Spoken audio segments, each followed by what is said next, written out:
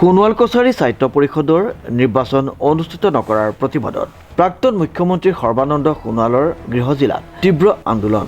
সদৌ অসম সোণোৱাল কছাৰী ছাত্ৰ সন্থা, সোণোৱাল কছাৰী যুৱ পৰিষদ আৰু সোণোৱাল কছাৰী সমাজৰ নেতৃত্বত এই আন্দোলন। আশ্চৰ্যজনক কথা, কাৰণ অসম চৰকাৰে ইমান প্ৰতিশ্ৰুতি দিছে, আনকি তেওঁলোকে 10 নৱেম্বৰ তাৰিখে খচৰা ভোটাৰ তালিকা শেষ সময়সীমা ধাৰ্য কৰিছে যে কাৰোবাৰ কিবা আপত্তি থাকিলে 10 নৱেম্বৰৰ ভিতৰত তেওঁলোকে ভোটাৰ ৰাইজে এইটো ছাবমিট কৰিব লাগে। আকৌ 28 নৱেম্বৰ তাৰিখে তেওঁলোকে যিখন সমষ্টিৰ ৰিজাৰ্ভেশ্যনৰ যিটো প্ৰক্ৰিয়া 28 নৱেম্বৰ তাৰিখে তেওঁলোকে কৈছে, 28 নৱেম্বৰত ঘোষণা কৰিছে যে মহিলাৰ কাৰণে কিমান সমষ্টি ৰিজাৰ্ভ কৰা হৈছে বা অপেন কিমান আছে, অনুসূচিত জনজাতিৰ বাবে কিমান সমষ্টি ৰিজাৰ্ভ কৰা হৈছে, এইটো 28 নৱেম্বৰত শেষ সীমা ধাৰ্য কৰিছিলে। গতিকে এইখন তালিকা ওলোৱাৰ পিছতো আমি অতি আচৰিত হৈছোঁ অসম চৰকাৰে নিৰ্বাচন কিয় অনুষ্ঠিত কৰা নাই।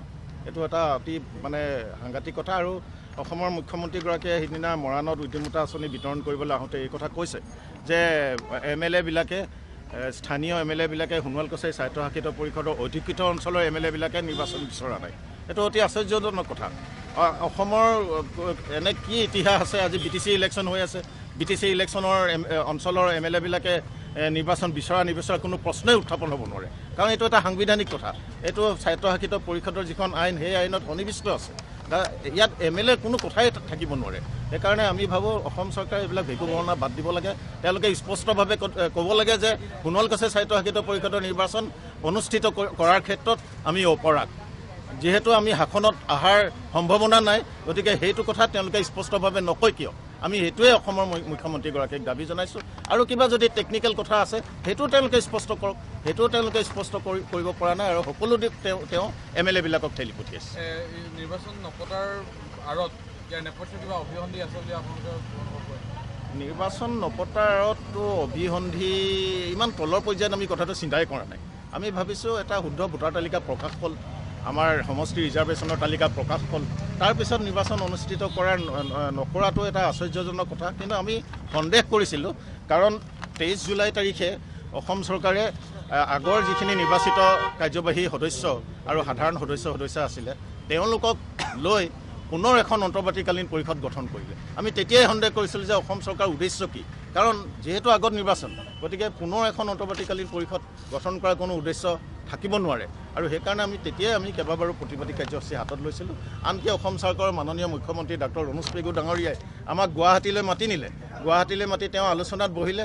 তেওঁ প্ৰতিশ্ৰুতি দিলে যে ডিচেম্বৰৰ ভিতৰত আমি নিৰ্বাচন পাতিবলৈ সকলো ফালে আমাৰ প্ৰস্তুতি সম্পূৰ্ণ কৰিছোঁ। উল্লেখযোগ্য যে অধিসূচনাৰ জৰিয়তে 2024-ত হ'বলগীয়া জনগোষ্ঠীটোৰ স্বায়ত্তশাসনৰ নিৰ্বাচন 2025 ফেব্ৰুৱাৰীলৈ পিছুৱাই তাৰ পাছতো নিৰ্বাচন অনুষ্ঠিত কৰা নহ'ল বুলি জানিবলৈ দিয়ে সংগঠনৰ তৰফৰ পৰা।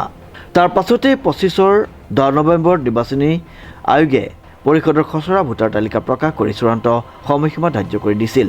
28 নৱেম্বৰত ৰাজ্য চৰকাৰৰ ভৈয়াম জনজাতি কল্যাণ বিভাগৰ অতিৰিক্ত মুখ্য সচিবে পৰিষদৰ 32টা সমষ্টি নিৰ্ধাৰণ কৰি দিছিল। জনগোষ্ঠীয়ে 11 বছৰ আন্দোলন কৰি আমি স্বায়ত্তশাসন 2005 চনত পালোঁ। আকৌ নিৰ্বাচনটোৰ কাৰণে আমি আন্দোলন কৰাটো বৰ দুৰ্ভাগ্যজনক। আমাৰ এই কথাটো আমি ইলেকশ্যনটোৰ কাৰণে এতিয়া আন্দোলন কৰিব লগা হৈছে। 5 বছৰৰ মূৰে মূৰে সোণোৱাল কছাৰী স্বায়ত্তশাসিত পৰিষদ নিৰ্বাচন কৰিব লাগে। কিন্তু কথাটো হ'ল কি, আমি নিৰ্বাচনটো কেলৈ দাবী সময়মতে পাতিবলৈ কৈছোঁ? আমাৰ লোকচান হৈছে, আমাৰ উন্নয়নত বাধা আহিছে। সোণোৱাল কছাৰী উন্নয়নৰ একমাত্ৰ মাধ্যমটো হৈছে সোণোৱাল কছাৰী স্বায়ত্তশাসিত পৰিষদ। ইয়াৰ দ্বাৰা আমাৰ আৰ্থ সামাজিক শিক্ষা দীক্ষাত উন্নয়ন হয়। কিন্তু এইটোকে মুখ্যমন্ত্ৰীকে নকৰি পেলাই নিৰ্বাচনটো তেওঁ পিছুৱাই আছে বিভিন্ন অজুহাত দেখুৱাই। এইটো কিন্তু বৰ দুখৰ কথা। মুখ্যমন্ত্ৰীয়ে অসমৰ সোণোৱাল কছাৰীসকলৰ জাতীয় সংগঠনৰ কথা দিছিলে তেখেতে যোৱা নৱেম্বৰত নিৰ্বাচন পাতিম বুলি, কিন্তু নেপাতিলে। তেখেতক আমি সোধাত এটাই যুক্তি দিছে যে MLA-বিলাকে ভয় খাইছে। এইটো একেবাৰে তুলনামূলক মন্তব্য। আমাৰ লাজৰ কথা, সোণোৱাল কছাৰী জনগোষ্ঠীৰ এজনো MLA নাই। কোনবিলাক MLA ভয় খাইছে? তাৰমানে তেওঁলোকৰ সোণোৱাল কছাৰী জাতীয় উন্নয়নৰ দায়বদ্ধতা নাই, তেওঁলোকৰ দায়িত্ব নাই। তাৰমানে সোণোৱাল কছাৰী জাতিক আজি অসম চৰকাৰে একেবাৰে নেগলিজেঞ্চ কৰিছে। তেওঁলোকে আমাৰ সৰলতাৰ সুযোগ লৈছে। কিন্তু 2026 চনত ইয়াৰ উত্তৰ পাবা। কিন্তু আমি 2026 চনত আমি জৰ্জিয়াৰ সাংঘাতিক উত্তৰ দিম, কিন্তু যদিহে নিৰ্বাচনৰ কথা নকয়। কিন্তু কাৰণ আমাৰ উন্নয়নত বাধা আহিছে। অসম চৰকাৰৰ মুখ্যমন্ত্ৰী এগৰাকী দায়িত্ব হ'ল মুখ্যমন্ত্ৰী, তেওঁৰ দায়িত্ব আছে। তেওঁৰ দায়িত্ব এইটো যে সময়মতে নিৰ্বাচন কৰা। কিয় তেওঁ সোণোৱাল কছাৰীসকলক অৱহেলা কৰিছে? আৰু আমি আৰু এটা দুৰ্ভাগ্যৰ কথা কওঁ, আমাৰ দুবছৰ এগৰাকী কেন্দ্ৰীয় মন্ত্ৰী আছে সৰ্বানন্দ সোণোৱাল, এগৰাকী MP আছে প্ৰধান বুঢ়া, তেওঁলোকে নিমাত কিয়? এই ক্ষেত্ৰত তেওঁলোকে নিমাত কিয় সময়মতে তেওঁলোকে ইলেকশ্যনটো পাতিব পৰা নাই কিন্তু ইয়াৰ উত্তৰ কিন্তু আমি সময়ত দিম কিন্তু ২৬ত ইয়াৰ সোণোৱাল কছাৰী জনগোষ্ঠীয়ে আমাৰ এই যথাযথ উত্তৰ পাব গতিকে ইয়াক যদি সময়মতে মুখ্যমন্ত্ৰীয়ে ঘোষণা নকৰে আমি আৰু তীব্ৰ আন্দোলন কৰি দিম এইটো এটা সাধাৰণ কথা ইয়াতকৈ জোৰদাৰ আন্দোলন হ'ব কিন্তু নিৰ্বাচন অনুষ্ঠিত হোৱাৰ এই নিশ্চয়তাৰ পাছতো নিৰ্বাচন অনুষ্ঠিত নকৰাত ৰহস্য আছে বুলি কৈছে প্ৰতিবাদকাৰীসকলে। পৰিষদৰ অসম চৰকাৰে বাৰে বাৰে নিৰ্বাচনী প্ৰতিশ্ৰুতিটো পালন কৰিব নোৱাৰাটো আমি সদৌ অসম সোণোৱাল কছাৰী ছাত্ৰ সন্থাৰ লগতে সোণোৱাল কছাৰী তিনিটা জাতীয় সংগঠন তীব্ৰভাৱে গৰিহণা দিছোঁ আৰু আমি অসম চৰকাৰক ক'ব বিচাৰিছোঁ যে সোণোৱাল কছাৰী ৰাইজৰ মৌলিক অধিকাৰ সোণোৱাল কছাৰী ৰাইজৰ যি গণতান্ত্ৰিক অধিকাৰ সেই অধিকাৰটো তেওঁলোকে কাঢ়ি নিছে আৰু সোণোৱাল কছাৰী ৰাইজৰ গণতান্ত্ৰিক অধিকাৰ তেওঁলোকে খবৰ কৰিছে অতি শীঘ্ৰে অসম চৰকাৰে ইলেকশ্যনটো পাতি সোণোৱাল কছাৰী ৰাইজৰ যি মৌলিক অধিকাৰ সেই মৌলিক অধিকাৰ প্ৰদান কৰিব বুলি আমি আপোনালোকৰ সংবাদ মাধ্যমৰ জৰিয়তে অসম চৰকাৰক আমি অনুৰোধ জনাইছোঁ আৰু যদি আমাৰ এই অনুৰোধবোৰ আমাৰ দাবীবোৰ যদি অসম চৰকাৰে মানি নলয় ২০২৬ চনত কিন্তু সোণোৱাল কছাৰী ৰাইজে সোণোৱাল কছাৰী জাতীয় সংগঠনে কিন্তু অসম বিজেপি নেতৃত্বাধীন চৰকাৰক আমি ইয়াৰ দিবলৈ আমি বাধ্য হ'ম সেইকাৰণে আমি আজি এই প্ৰতিবাদ চলি পাই অসম চৰকাৰ আমি মাননীয় মুখ্যমন্ত্ৰী হিমন্ত বিশ্ব শৰ্মা চৰকাৰ দিব আমি সকিয়নি প্ৰদান কৰিছোঁ অতি শীঘ্ৰে সোণোৱাল কছাৰী সাহিত্য ক্ষেত্ৰত নিৰ্বাচন অনুষ্ঠিত কৰি সোণোৱাল কছাৰী ৰাইজক ন্যায় প্ৰদান কৰিব বুলি আমি আশা কৰিছোঁ।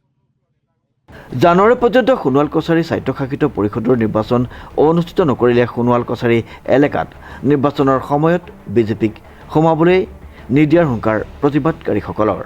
অৱস্থান ধৰ্মঘট কাৰ্যসূচীৰে ডিব্ৰুগড়ৰ পৰা সকিলে সোণোৱাল কছাৰী জনগোষ্ঠীৰ প্ৰতিনিধিয়ে।